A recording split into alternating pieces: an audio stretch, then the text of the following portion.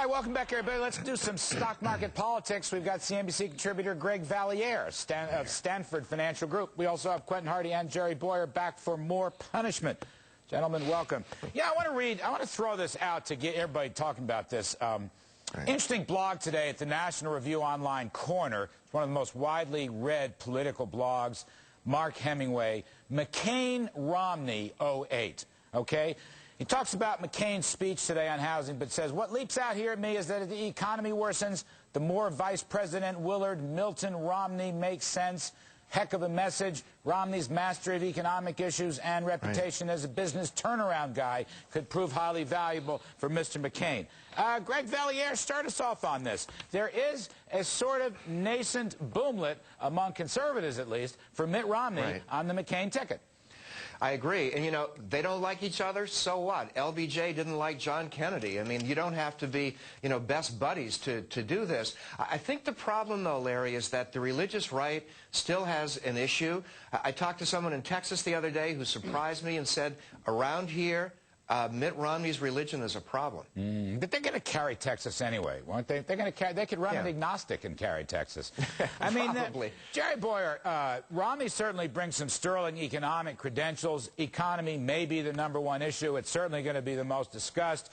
The Democrats are making pessimism our national pastime. Romney's also a pretty fair debater. I'm not endorsing or anything because I don't think I've thought this through, but I just want to get your take. Romney on the ticket, good for McCain, good for stocks. How about that question? Well, he's a fair debater. He's an experienced debater. He's been thoroughly vetted.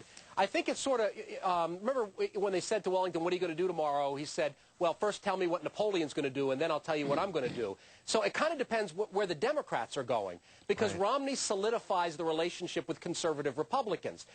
So if that's the way we're going, and we're sort of conceding moderates, you know, and independents, well, then that's one way to go. But depending on whether it's Hillary or Obama on the other side, it may be that we need to reach out to moderates. And at that case, Romney may not be the best choice. Quentin Hardy, what do you make of this? You know, some people, there are cynics, however, cynics who take a much different view. They say, well, Romney, with his PowerPoint presentations and facts and figures and data analysis, and he's a Wall Street banker, probably would make a great Secretary of Transportation. He can get a slide rule out, and he can figure out how to make the Amtrak trains run on time on the East Coast. I mean, that's the cynical side of this, Quentin. I know you're not a cynic, so I'm going to ask you where you come out on it. Far be it from me to apply cynicism to politics. That would be wrong. But, you know, it's not like they dislike each other. It's like they massively hate each other the way you usually see in multi-generational Sicilian feuds.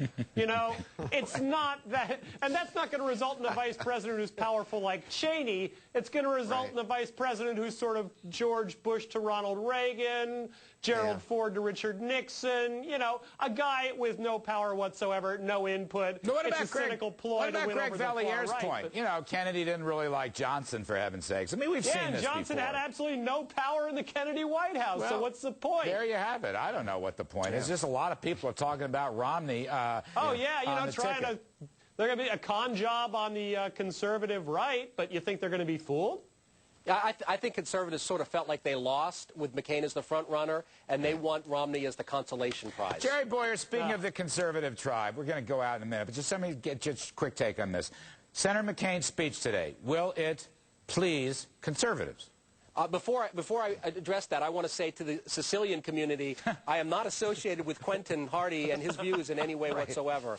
And no, I want to say they know how to hate, Jerry. It's good. They know how to hate. And I want to say that to the puppy community, too. Let's go back. How did McCain do with conservatives today off this housing speech? He did fine. It was mostly a no bailout. And when he said, yeah, maybe there's a bailout if there's systemic risk. I mean, look, we're not Ron Paul. We understand that sometimes the government needs to maybe do a little bit to stop there from being a depression. But the overall message is no bailout. Greg Valliere, were there any meat on the bones from McCain's speech today, in your view? Yes, it was a good speech, but there's a freight train, and that's Barney Frank, the most powerful member of Congress right now. Barney Frank is going to carry this debate. Yeah, all right, Barney Frank, freight train. Everybody staying with us. When we come back, I want to pursue Hillary and Obama, and I want to look at the John McCain stock market rally. Stay with us, Kudlow and Company. Straight ahead.